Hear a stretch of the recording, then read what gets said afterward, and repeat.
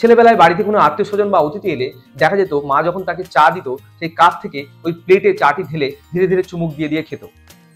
ভাবতাম এটি কেন করে। আরেকটি ঘটনা বলি, মা যখন ছেলেবেলায় ভাত বেড়ে দিত, গরম ভাত যখন থালাতে বেড়ে দিত এবং সেখানে থালাতে মা বলতো হাত দিয়ে ভাতটাকে একটু ছড়িয়ে ছড়িয়ে দিতে ওই থালার মধ্যে। ব্যাপারটা বুঝতে পারতাম যাতে তাড়াতাড়ি ঠান্ডা হয়, সেই কারণে বলছি। তখন বিজ্ঞানটা বুঝিনি, এখন বড় হয়ে পড়াশোনা করে ব্যাপারগুলোকে আন্দাজ করতে পারলাম। এই দুটি ঘটনার পেছনে একটি কারণ রয়েছে মূলত, সেটি হচ্ছে বিজ্ঞানের ভাষায় বলতে পারি যে বাষ্পায়নের হার কোনো তরলের উপরিতলের ক্ষেত্রফলের উপর নির্ভর করে। অর্থাৎ যে তরলের বা কোনো বস্তু থেকে যেখান থেকে বাষ্পীভূত হচ্ছে কোনো জিনিস, তার উপরিতলের ক্ষেত্রফল যদি বৃদ্ধি পায় তবে সেক্ষেত্রে বাষ্পায়নের হার দ্রুত হয়। চা যখন কাপে ছিল অর্থাৎ ছোট্ট সারফেস, তার উপরের তলটা যথেষ্ট ছোট ছিল, সেই অংশ থেকে বাষ্পীভবনের পরিমাণটা যথেষ্ট কম। যখন প্লেটে ঢেলে খাওয়া হলো তখন উপরিতলের ক্ষেত্রফল যথেষ্ট বেড়ে যায়। এই উপরের সারফেস বেড়ে যাওয়ার কারণে তার বাষ্পায়নের হার দ্রুত হয়, যে কারণে তাড়াতাড়ি ঠান্ডা হয়, আমরা তাড়াতাড়ি চাটি খেয়ে নিতে পারি।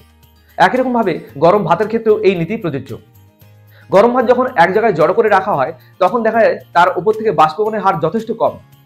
থালায় যখন ব্যাপারটা ছড়িয়ে দেওয়া হয় তখন বাইরের উপরের তলের ক্ষেত্রফল যথেষ্ট পরিমাণে বৃদ্ধি পায়, আর উপরের তলের ক্ষেত্রফল বৃদ্ধি পেলে তার বাষ্পায়নের হার যে দ্রুত হবে এটাই বলা বাহুল্য। অর্থাৎ ভাত এবং চায়ের উপরিতলের যে সারফেস থেকে যত দ্রুত বাষ্পীভূত হবে তত দ্রুত লিনতাপ গ্রহণ করবে চা এবং ভাত থেকে, ফলে ভাত এবং চা খুব দ্রুত ঠান্ডা হবে। এই কারণেই চাকে প্লেটে ঢেলে খাওয়া হতো এবং ভাত হালকা করে থালার মধ্যে ছড়িয়ে দেওয়া হতো।